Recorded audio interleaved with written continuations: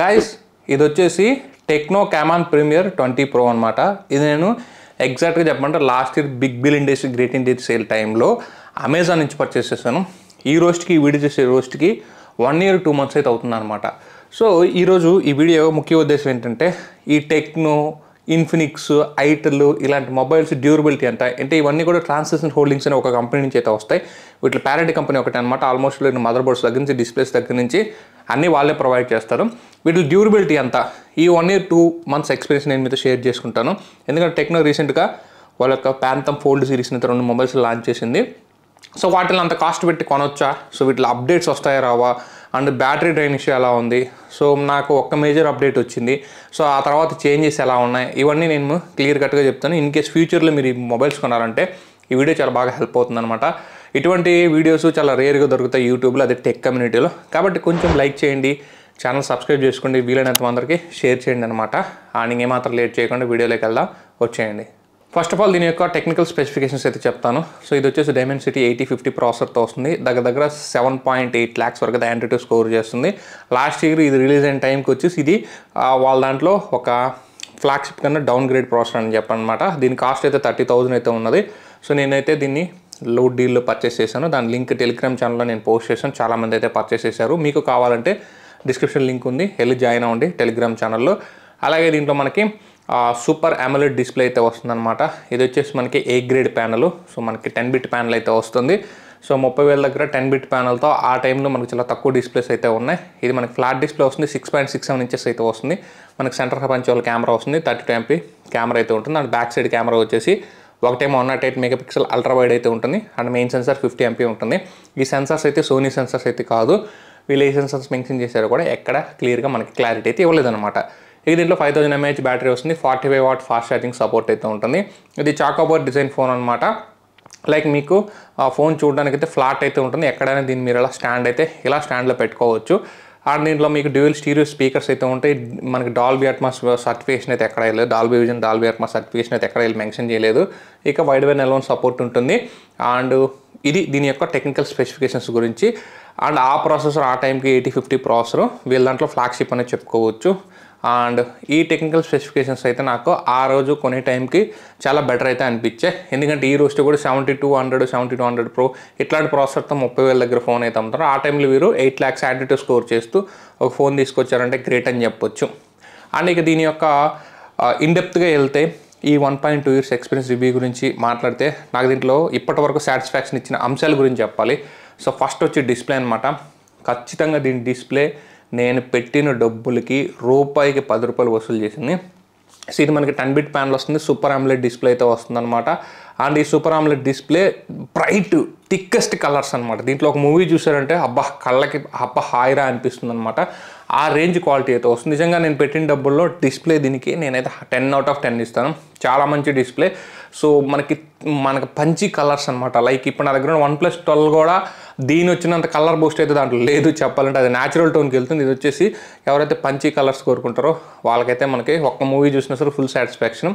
So display అయితే నేను 10 out of 10 ఇస్తాను. నాకు డిస్ప్లే ఫుల్ సాటిస్ఫాక్షన్ నేను పెట్టిన 30Kకి. ఇక నెక్స్ట్ దీంట్లో మనం మాట్లాడుకోవాల్సింది వచ్చేసి బ్యాటరీ లైఫ్. సో మనం నిజాయితీగా ఒప్పుకోవాలి, బ్యాటరీ లైఫ్ మాత్రం చాలా బాగుంది. ఒక ఫుల్ వర్కింగ్ డే అయితే స్టిల్ ఈ రోజుకి కూడా 1 year 2 months అయినా సరే ఒక ఫుల్ వర్కింగ్ డే అయితే వస్తుంది అనమాట. సో ఇది 45 watt ఫాస్ట్ ఛార్జింగ్ సపోర్ట్ అయితే వస్తుంది. ఛార్జర్ బాక్స్లో ఉంటుంది కాబట్టి దీన్ని ఫుల్ ఛార్జ్ చేయడానికి నాకు 1 hour 10 minutes అయితే పడుతుంది అనమాట. ఇది కొంచెం అంత స్పీడ్ ఛార్జ్ అయితే కాదు. అండ్ ఛార్జ్ అయ్యేటప్పుడు ఎటువంటి హీట్ లేదు.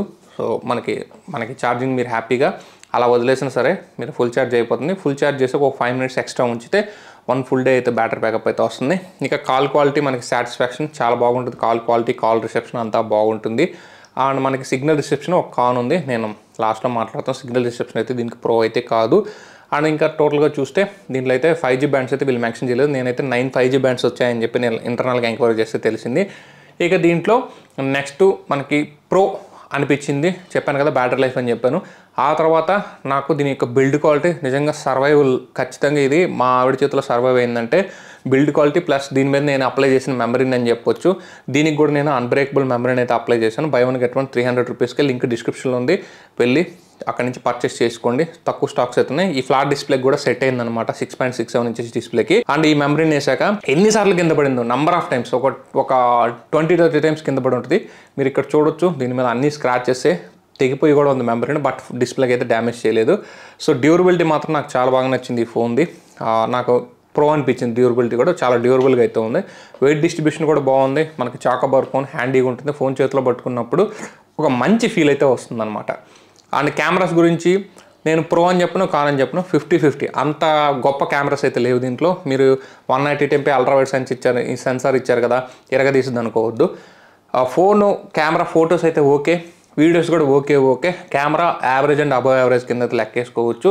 ఫ్లాగ్షిప్ గ్రేడెడ్ కెమెరాస్ అయితే దీంట్లో ఉండవు. సో ఇప్పుడు 20,000లో కూడా దీన్ని ఈజీగా కెమెరాస్ అయితే బీట్ చేస్తే, టెక్నో దగ్గర కెమెరా అల్గారిథం అయితే అంత మంచిగా లేదు. సో కెమెరాస్ ఎక్కువ హోప్స్ పెట్టుకుని అయితే ఈ టెక్నో ఫోన్స్ తీసుకోవాల్సిన అవసరం లేదనమాట. నెక్స్ట్ దీంట్లో యూఐ గురించి మాట్లాడాలి. వీళ్ళు టెక్నోలో HiOSతో వస్తుందన్నమాట. ఇది నాకు 13తో చేతికి వచ్చింది. ఆ తర్వాత 14 అప్డేట్ వచ్చేసి లాస్ట్ 4 months బ్యాక్ అయితే వచ్చింది. అప్డేట్ అనేది చాలా లేట్గా ఇచ్చారు, ఒక వర్షన్ అప్డేట్ మాత్రం ఇస్తుంది. ఒక ఫ్లాగ్షిప్ ఫోన్కి 1 year ఒక వర్షన్ అప్డేట్ అంటే మీరు ఆలోచించండి, ఇది అసలు మంచి మూమెంట్ అయితే కాదు. ఒక 2-3 వర్షన్ 30,000 ఫోన్కి ఇప్పుడు 2-3-4 వర్షన్స్ కూడా అయితే ఆఫర్ చేస్తున్నారు మోటో కంపెనీ. వీళ్ళు ఒక వర్షన్ అప్గ్రేడ్ అది మూలిగి ఇచ్చారు. ఇక సెక్యూరిటీ ప్యాచెస్ అయితే మాత్రం వదిలేయండి, 3 నెలలకు ఒక సెక్యూరిటీ ప్యాచ్ అయితే వస్తుంది. ఇప్పుడు last 2 months back security patch అయితే రన్ అవుతుంది అనమాట. దీంట్లో ఇంకా అర్థం చేసుకోండి, వీళ్ళు అప్డేట్స్ పరంగా అయితే మాత్రం పురాతన కాలంలో ఉన్నారనమాట టెక్నో కంపెనీ అయితే. నాకు దీంట్లో సెక్యూరిటీ ఇష్యూ వచ్చి నేను దీన్ని ప్రైమరీ ఫోన్ నుంచి మా మేడంకి అయితే ఫోన్ షిప్ చేశాను అనమాట. సో కాబట్టి సెక్యూరిటీ పరంగా అప్డేట్స్ పరంగా అయితే చాలా వీక్, చాలా లాస్ట్ బెంచ్లో ఉన్నారని అయితే చెప్పొచ్చు అనమాట. దానికోసం అయితే ఈ ఫోన్స్ అసలు తాకొద్దు. ఇక నేను చివరాకరా దీని యొక్క సిగ్నల్ స్ట్రెంత్ గురించి మాట్లాడుతున్నాను కదా. సిగ్నల్ స్ట్రెంత్ అయితే మీకు అంత గొప్పగా అయితే ఏమి ఉండదు. సో మీరు సిగ్నల్ స్ట్రెంత్ 5G నెట్వర్క్ అయితే అంత పర్ఫెక్ట్గా క్యాచ్ చేయట్లేదు, క్యారియర్ అగ్రిగేషన్ వీళ్ళు ఎక్కడ మెన్షన్ చేయలేదు. సో నాకు సిగ్నల్ స్ట్రెంత్ అయితే మాత్రం మంచి 5G నెట్వర్క్ ఉన్న చోట అందరికి వచ్చిన చోట దీనికి వస్తుంది.